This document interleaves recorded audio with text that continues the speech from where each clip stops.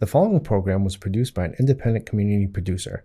The opinions expressed do not necessarily reflect those of the ECAT staff or board of directors. Good morning, good afternoon, good evening, good night. It's the Ron Van Dam Show. Hold on tight, things can get a bit weird, if you like that sort of thing. Hey, welcome to the program. Oh my God, it's so good to see you again. How have you been?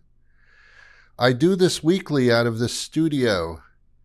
I've been doing radio for 30 years, and I do a daily, every weekday I do another show on that internet thing. You heard of this?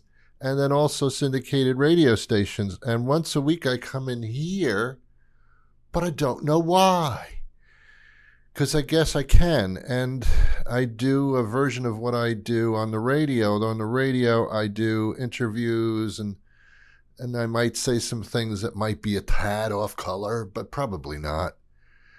But here, it's just you and me. I just talk for half an hour, and then you go on about your life and realize that that's just wonderful. So here we are. I just paid my property tax. Seriously? My fault. I own a home. My fault. Sorry. Property tax. It's ransom is what it is. It's what I said to the person there at the window. I go to the town hall to pay because if I'm going to pay property tax, I want to pay it in a building that I probably fund anyway. So there's this person sitting there, nicest person in the world, I got to tell you. They're nice people. I walk in there and I give him my check and my little receipt thing, and I say, here's my ransom.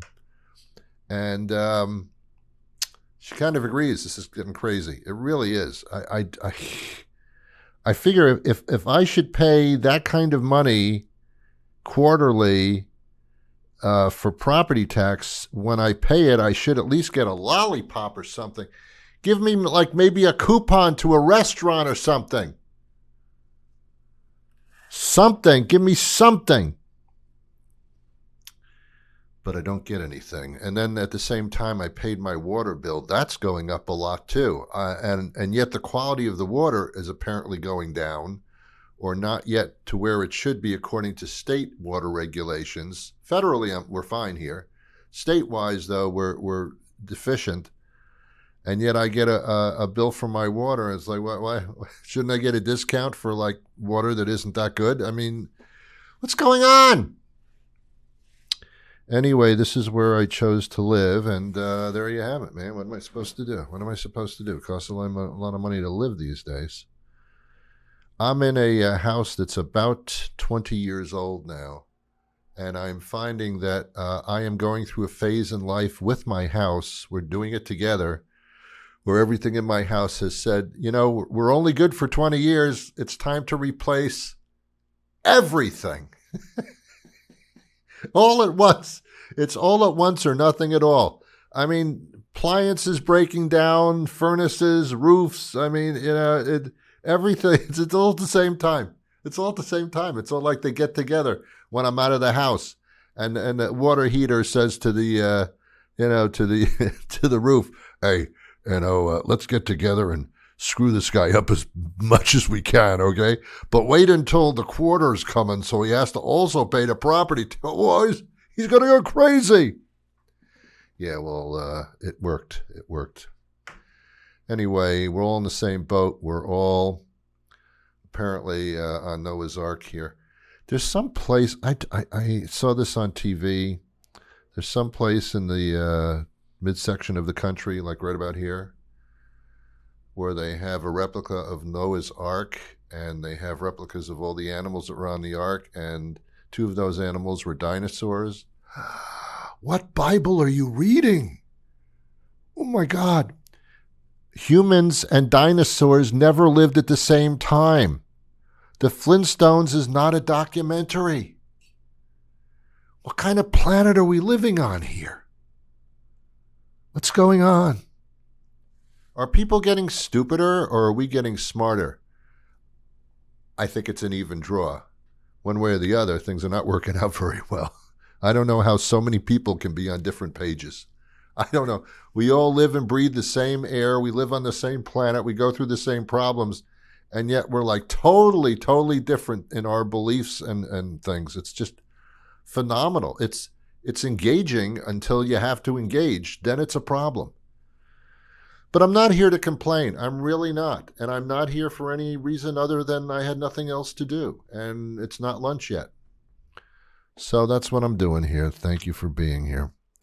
There's a company. Oh, this is funny. Where are you, by the way? Are you over there? Oh, you're over there. I thought you were over there. I screwed up. All right, forget the whole beginning of the program. I wasn't looking at. You're over there. Oh, okay. Next time, wave to me so I can tell where you are.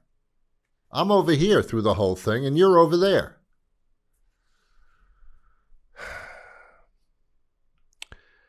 I don't do a lot of research for this thing here because that would make it even more futile. So I don't. There's a company called I think it's Embark or just Bark. I'm not sure. And it's a company for dogs.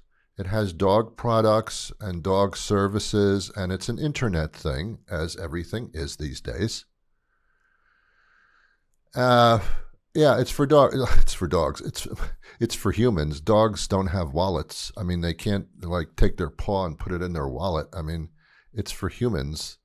It's not for dogs. But they say, it's the only big internet, the website for dogs. Dogs don't go on the web. I've never seen my dog sit in a chair in front of a screen going, enter. It doesn't happen. It's people. It's just humans, whom apparently lived at the same time as dinosaurs. Anyway, it's for humans. Anyway, it's a dog website, and you can get all kinds of things. And I guess they also provide dog services. One of the services that they provide is something that I don't quite understand. I understand a little bit, but not a lot. And that is they do dog DNA. I think DNA stands for Do Not Ask. It's dog DNA, and what you do is you get a little bit of spittle or a little drool from your dog, and you send it to this particular company, Bark, I don't know, and they analyze it, and they give you the DNA results. Okay. Why? I don't understand. The only reason that I would do something like that is if I was incredibly curious if my dog was a pure breed or not, or if I were a breeding kind of guy who tends to breed, I would want to know this, even though I don't know. I'm not breeding my dog and that kind of thing. I love my dog. I don't need to know who my dog's great-grandfather was during the Civil War. I don't understand why you would do DNA on a dog. Well, Ron, there are medical reasons. What are you talking about? What are you talking about? Yes, Ron, my dog apparently was the dog to a blacksmith back in the 1700s. That's my dog the master of my dog was a blacksmith, 1792. Oh, okay. What do we do with that? Well, it's no wonder that my dog likes blacksmithing. What are you talking about? It's kind of like, it makes me laugh on one hand, and on the other hand, it seems to make me cry. I don't, personally, maybe it's just me, personally, I don't care where my dog came from, just the fact that it's here now. Ron, don't you want to know if your dog is prone to various medical conditions? What am I supposed to do about it, though? What am I supposed to do? Because your dog's sister's cousin on your grandparents' dog side was actually in the Civil War was an architect of the Magna Carta just after the boats landed in Normandy.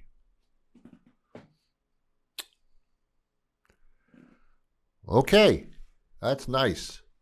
I will pet my dog a little more so then, if that's the case. It's getting a little stupid. Do you know what the DNA is on your dog? I don't even know what it means. What is it? What's your dog's DNA? 8. What? What does that mean? I don't know. My dog's DNA is 8. Ron, what's your dog's DNA? I think my dog's DNA is 17. Or that could be the Powerball number from last Saturday. I don't know now. I'm confused. Anyway, I love my dog. I actually cook for my dog. I don't use that much dog food, so to speak. I will get a chicken or a chicken breast, and I will cook the chicken breast for my dog, and she loves my cooking. I think that's fantastic. Last night she had Chateaubriand and a beef Wellington the night before. I made an incredible Oysters Rockefeller for her last Thursday. It was to die for. She loved it. And I know she loved it because her grandfather's dog's sister's cousin was a lobster fisherman. Okay. Not the lobster fisherman itself, but a dog of a lobster fisherman. Oh, you almost threw me for a curve. All right, it's enough about that. Yeah, God. Oh, my God. Screaming kids. I don't like them. I like children. I think they're fine, at least at a distance. They're good. You know, someday they're going to be adults, but right now, not yet. So you got to be a little careful with them because they run around a lot and they don't know what they're doing. They have little heads and things like that. So kids are like just different and you have to give them some space. But they do something that really I don't understand, especially girl kids, which I think you call just girls. They scream a lot. When they're enjoying something, they scream. And I don't understand why.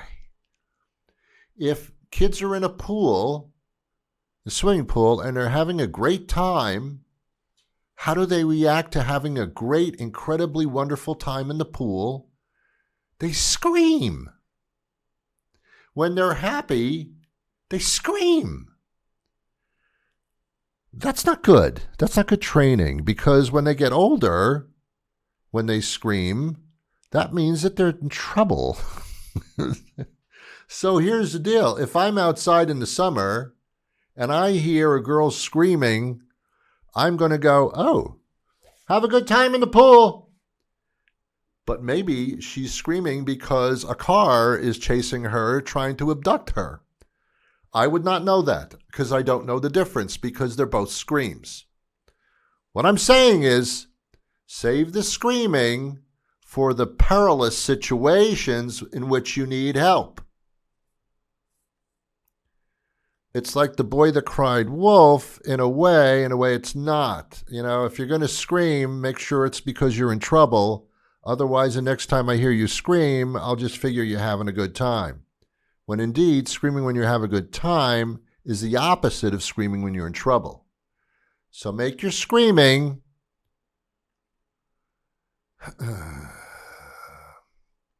as an indication that you need my help. Otherwise, I'm just going to sit there and go, oh, okay, have a good time. Teach your kids the proper use of the scream, if you could, please. Come on. Yeah. I'm just trying to help society as best I can. It doesn't work, but I try. I think that's nice. Here's something else that I read that you're going to find fascinating, I have a feeling.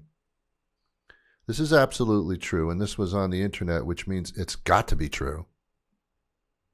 I don't know why my hands are out like this. It's because I'm getting bored just sitting here. That's why. If I stand up, you won't see me anymore because these are automated cameras and they don't necessarily follow me. And besides, where am I going to go? Where am I going to go? Anyway, did you know that the food delivery services, and I'll name the services, not saying that they're responsible for this, but I'll just name them anyway, DoorDash, Grubhub, and there are others as well that I'm leaving out because I don't do this. I don't use their services. I don't do this stuff. I don't have these food delivery places come to me with food takeout orders. I don't do that. I don't do that. I don't take Ubers. I don't get into strange people's cars and listen to the doors locked tight so I can't get out before they drive me under the bridge and have their way with me. And of course, who wouldn't want that? You know what I'm talking about? I don't do that stuff. I'm a little more cautious than that. Yet. There are people that order food from a restaurant, and then these food delivery services bring the food to their door, and that's the service. Okay, fine. Then I read this article on The Line, and it says, without question, because I double-checked, it says that 1 out of 4, or 25%, if you do the math, 1 out of 4 delivery drivers will sample the food that they're delivering in their car before they bring it up to your house. Excuse me? What'd you say, Ron? Yes, 1 out of 4 delivery drivers who deliver the restaurant or whatever foods to your front door have eaten some of your food. What? And then I read another similar article on the line of highway internets that said even worse. It was 1 out of 3, 30%, 33 and a third percent to be exact, will sample, and stop the word sample because it's not a sample. They're eating your food is what they're doing. They're taking their grubby little dirty hands, sticking it in your food bags, and they're eating some of them. They get away with it, and this is how. If you order fries, like burger and fries or something, you don't know how many fries you're going to get. When you call in the order to McDonald's, it's like, okay, give me a large fries. How many fries in a large? A lot. I don't know. Maybe 36. I don't know. Yeah, that's the point. You don't know. So what's to stop a delivery driver from opening up your bag and your McDonald's bag or whatever the case is and having like 5 of your fries? You're not going to know the difference. You're not going to open up your food bag when you get into the kitchen after you get the delivery and go, hey, wait a minute, there's 5 fries missing. How would you know that? There's no beginning count involved.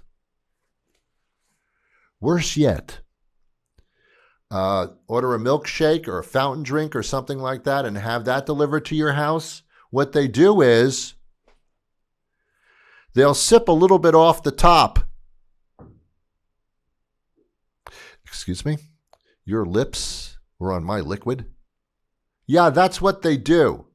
As a matter of fact, that's primarily what they do if they're going to do that. Do they take a bite out of your sandwich? Well, no, that would be a little bit obvious. Like you get your food into the house and, hey, wait a minute, there's a bite mark in my sandwich. That's a little obvious. You might make a phone call at that point. But what's to stop them from taking a few toppings from the bread, like a tomato or a little bit of lettuce or a couple of onion rings? I mean, chicken nuggets. How many? I don't know. Cut off a little piece of meat they actually sit in the car and they eat some of your food. And it happens more than you think is the point. Now, I'm not blaming anybody, because if you're sitting in an enclosed car and you've got this food sitting next to you as a passenger, and you got these wonderful delicacies of smells and aromas coming out of the bag, you are tempted to grab just a little bit of that food. No one's going to know. And they do. So I'm just saying. And you're saying, Ron, that's not justified. Let me tell you something. Ron, 1 out of 4, 1 out of 3, how do you believe that? Because these are the ones that admitted that they do it. That's why. It doesn't count the number of delivery people that didn't admit that they did it, yet they do it. So you wonder why I don't partake in these services. Come on. I'm just saying, beware. It's true. If you don't believe me, do your own searching internetly, and you'll see what I'm talking about, and you'll be possibly as disgusted as I am. It's like going to a high-class restaurant and ordering, cherry stone clams there. I want a dozen clams, please. And the waiter brings your order over to the table, and has a couple of the clams and delivers it. Hey, wait a minute! There's 2 empty shells on the plate here. What happened? What happened to my clams? Oh, I don't know. I have no idea. I don't know. I don't know.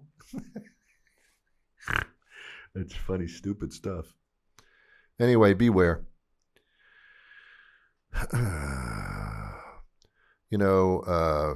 Thanksgiving is coming. I don't know when you're watching this. It may have already passed. I don't know the timing of these things. I don't know how far ahead I do these and then you see them. I have no idea. I really don't. I don't pay attention. But Thanksgiving is coming. It's a lovely time of year. It happens to be my favorite holiday because there's no religion involved. I don't have to go to a church. I don't have to deal with people's belief systems, other than those that come to my house for Thanksgiving and believe that they were on the planet at the same time as dinosaurs. Beyond that, it's just a family thing. You eat turkey and you open your pants and you go to bed. I mean, it's not a big deal there. Have some alcohol. It's not so bad. No, it's a couple of times a year the family gets together. That's like the big one, and you enjoy a feast and you give thanks. You actually sit there and go, oh, thanks. Thanks a lot. Those are the sarcastic people. I'd like to give thanks for everything in my life. Ron, what about you? Yeah, thanks. Thanks a lot. Anyway, Thanksgiving's interesting because we all love our immediate families, don't we? Most of us do. Unless you have some big problems. But otherwise, most of us love our immediate families. But Thanksgiving sometimes opens up the door to family members that you don't see all year, and now you know why. These are the crazy ones. These are the first and second cousins. I don't even know what that is. I don't know why I have to even acknowledge them. Ron, I'm your first cousin. Yeah, so what do you want me to do about it? What am I supposed to do? They show up. They show up. They're in town all of a sudden. They show up and they sit there, and then when they're talking to you, you realize that they should be committed. There's something wrong with them. But they're your blood. They're not your blood. They're just people that you happen to meet through some type of family connection. That doesn't mean you have to, but they're blood. Stop with the blood thing. Cut it out with the blood. Stop with your blood. Blood. They're blood. Anyway, yeah, I don't know. Somehow we tolerate people more when we're eating. I have I don't know if you feel the same way I do. I'm sure you don't. But I don't understand why on a first date you would take somebody to a restaurant. I'll tell you why, because I don't think eating is an attractive thing to do. I've never looked at a woman chewing her food and saying, wow, you are so hot the way you eat. What? No one does that. I mean, somebody does probably. I never found sitting across from somebody at a table at a restaurant to be an engagingly wonderful thing to do. Because the idea of doing this is that you're having conversation as well. And to have conversation, you need to use your mouth. So why would I have a conversation with you as you're opening and closing your mouth to form words, and then you're shoveling food in it intermittently? I don't get that. I like bars not because of the alcohol necessarily, but because at a bar, seated at a bar, the person is sitting next to you. So when you're talking to the person, you can glance to the side every once in a while, but you're still kind of facing forward. You're not like right in there, direct smack in the middle vision. They're over here, not over there. So if you're eating there and I'm eating here, We're not seeing a lot of chewing going on because it's physically impossible because you're on the side. If you're seated right in front of me and you're chewing your cud, I got no choice but to watch you chew. And this is not an exercise that I wish to participate in. Eating should be kind of a private thing. Now, the best way of having conversation is sipping a glass of wine, because when you sip wine, you can't talk at the same time. You have a sip, you put the glass down, and you continue your conversation that no one's really listening to anyway. But eating at a restaurant face to face, that's not a good date. That's a horrible date. Unless you say to yourself, hey, if I can chew my food in front of this person, then we must have something going. That means nothing.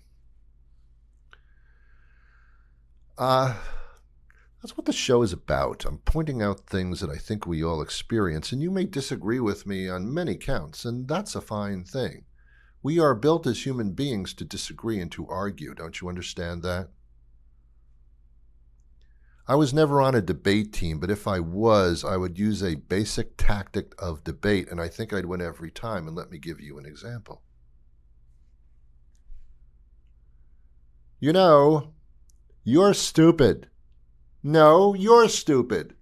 That's my debate. You take whatever the other person says, turn it around, right back at them, and it's over. It's done. It's done. You know, you don't know how to shop properly. No, you don't know how to shop properly. Okay, we're done there. That's our shop properly thing done. You know, you're a very annoying person. Yeah, well, you're a very annoying person. Okay, that's that. See, that's how you win a debate. You just turn it around, say the same thing. You're ugly. No, you're ugly. This is how kids argue and debate. But it's actually a great debate tactic. You know, even in politics, when they're having political debates. You know, you don't know what you're doing. You have caused the country a lot of pain. Oh, yeah? Well, you don't know what you're doing. And you've caused a lot of pain in the country. No, you have. No, you have. No, you really have. No, you really have. You should shut up. No, you should shut up. You don't know what you're talking about. No, you don't know what you're talking about. You just keep repeating what I'm saying and say it back to me. No, you keep repeating what you're saying and say it back to me. What? What do you mean what? I'm saying to you what? You're an idiot. No, you're an idiot. It's fantastic. It works every time. I don't know. I'm just telling you. That's all I'm telling you. All right. I'm just about out of time for today, and I think you've just about had it as well. I don't know what show is coming up after this, to be honest with you. I don't have the schedule in front of me, nor do I know. So I don't know what's next. It could be a school committee meeting, which is fascinating. I think that's when they get together and try to figure out how many holidays are we going to have this year anyway. No, how many holidays are you going to have anyway? Okay, that's different. That still bothers me. It still bothers me. I understand college. College is all messed up anyway. Nobody goes to college for a long period of time. I understand that, you know. Out of a whole year of college, you're paying $50,000, and there's probably only about 10 days of actual classes. The rest are college vacations or something. But now public school, you know, has got fall recess, spring recess, Christmas week, Indigenous People Week. I don't. They got so many weeks off and holidays. I mean, everything's a holiday. When's the last time you went to the bathroom? Last Thursday. There's your holiday. I'm not going in next Thursday. They'll make a holiday for anything. Then there's a professional day. What are you doing? You're a professional already. I know, we're having a day of it. I don't get it. Okay, anyway, I'm out of time. Have yourselves a wonderful day. I wish you peace.